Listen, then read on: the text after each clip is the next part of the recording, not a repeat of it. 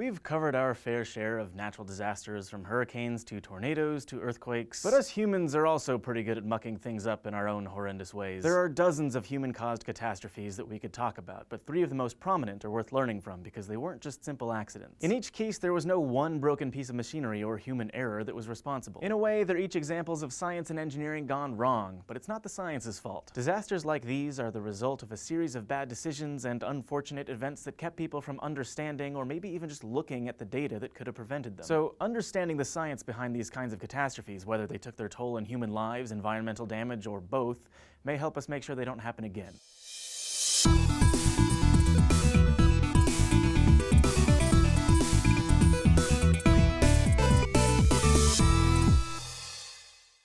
We begin with the deadliest industrial disaster of all time. It's been nearly 30 years since 40 tons of poisonous gas enveloped the central Indian city of Bhopal, the result of an accident at the nearby Union Carbide pesticide plant. Throughout the early morning hours of December 3rd, 1984, more than 8,000 people died, most living in a slum near the plant. Estimates vary, but the accident is believed to have ultimately killed more than 20,000 and injured up to 300,000 people exposed to the gas. The culprit was methyl isocyanate, a toxic gas used to produce a pesticide sold under the name 7. Unfortunately, that's all that's really certain about this disaster. The events that led to the uncontrollable chemical reaction that ultimately released the gas continues to be disputed today. Plant workers and many Indian officials blame the accident on design flaws, faulty maintenance, and poor safety protocols. Union Carbide, which has since become a part of Dow Chemical, maintains that it was an act of sabotage. According to accounts by employees working on the night of December 2nd, what began as routine maintenance quickly deteriorated. The plan was to clean out a large section of the plant's pipe network with water in an attempt to flush out dirt, but the pipes became clogged and water began backing up into the main pipe system. In other sections, it began leaking into one of the 3 tanks containing the methyl isocyanate. The problem is, methyl isocyanate is extremely volatile. When it reacts with water, it creates huge amounts of heat and carbon dioxide, as well as the toxic gas methylamine. And while methyl isocyanate is liquid at room temperature, it vaporizes when it reaches body temperature. When the water backed up into the tank, it combined with the methyl isocyanate to kickstart a violent exothermic reaction. And as the temperature inside the tank increased, so did the rate of reaction. For its part, Union Carbide disputes this version of events and says the water must have been introduced into the MIC tank deliberately. 4 hours after the water began entering the tank, the growing heat and pressure inside could no longer be contained. A pressure relief valve blew and released a plume of CO2, methylamine, and methyl isocyanate, which had now turned into a gas because of the heat. The winds that night carried the gas away from the plant and into Bhopal. Because the plume was denser than air, it stayed close to the ground, putting children in particular at risk. Methyl isocyanate affects the wet parts of the body first, including the eyes, mouth, and throat. Victims experienced blindness and vomiting, with many dying from internal drowning as their lungs filled with fluid. And decades later, the disaster is still the subject of legal wrangling, and cleanup at the site, which is now controlled by the local government, still isn't finished. Let's move on to cheerier things, like the worst nuclear accident of all time. You've probably heard of the Ukrainian city of Chernobyl, which has become synonymous with the accident that happened there on April 26, 1986, during a test of reactor number 4 at the Chernobyl nuclear power plant. At the time, Soviet officials wanted to know how long the huge steam-powered turbines that generate electricity would keep running if there was a loss of power, such as if there were an attack on the facility by the Americans. In nuclear power plants, water must be continuously pumped around the reactor core to keep it cool. But in the case of Chernobyl, the electricity needed to run those water pumps came from the very turbines that were powered by the reactor. So the idea was to decrease the power by about 25% to see how well the turbine kept the pumps going until backup diesel generators kicked in. The test did not go smoothly. The engineers decreased power by inserting graphite-tipped boron control rods into the core. These rods act as a kind of moderator in a nuclear reactor, slowing down the flow of neutrons in the ongoing fission reaction that powers the plant. But the engineers put them in a little too quickly. So when the power supply plummeted to less than 1%, the cooling system nearly failed and the water in the reactor core approached the boiling point. Making things worse, engineers had disabled all the automatic shutdown and safety mechanisms before the test. Steam pressure inside the reactor began to skyrocket, enough to lift the graphite caps, each weighing 350 kilograms, that covered the fuel rods. With more fuel exposed and no coolant to absorb neutrons, the reactor suddenly experienced a dramatic increase in power.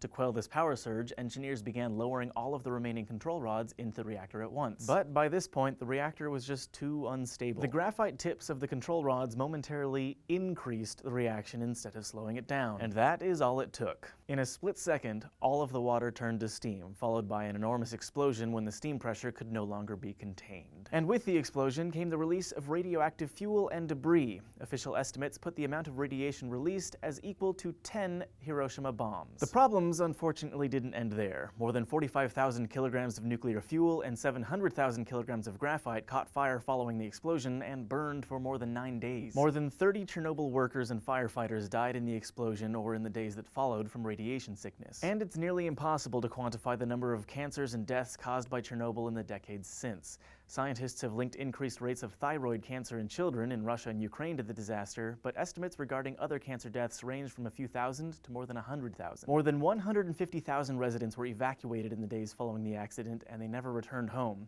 A zone of exclusion now exists around Chernobyl, a 2,600 square kilometer area where radiation levels remain unsafe decades later. Finally, to find the most recent man-made disaster, look no further than the Gulf of Mexico. The 2010 Deepwater Horizon accident was the result of a blowout, a rare event in which a combination of pressurized natural gas, oil, mud, and water escapes from an oil well and quickly makes its way to the top of the drill pipe, where it expands and ignites. In April of that year, the floating exploratory drilling rig was 6 weeks behind schedule and millions over budget on a project to drill a well nearly 5 kilometers beneath the ocean floor. With the drill pipe complete, engineers were in the process of temporarily sealing the well. The oil company BP was set to return with their own equipment shortly after to begin the process of extracting the oil. The final steps involved cementing the outside of the well to protect the metal walls from gas pressure and also plugging the well on top. Shortly after the cement was poured, engineers tested it for leaks, and this may have been the first broken link in the chain of events. Managers may have misinterpreted data from this test, during which 60 barrels of mud possibly leaked and would have been a major warning sign. Mud is vital to any deep-sea drilling operation because its heavy weight maintains well pressure so the oil doesn't rise to the surface. On April 20th, for reasons that are still debated, the cement failed. As natural gas shot towards the surface, there wasn't enough mud on top to hold it back. It exploded soon after reaching the platform of Deepwater Horizon. A final fail-safe measure, an enormous device called a blowout preventer, which is supposed to shut off the flow of gas and tamp the well in an event like this, also failed. Despite numerous attempts, it failed to clamp the well shut. The ensuing explosions and fire killed 11 workers. Deepwater Horizon sank 2 days later. For 87 days, oil flowed continuously into the Gulf of Mexico from the ruptured well.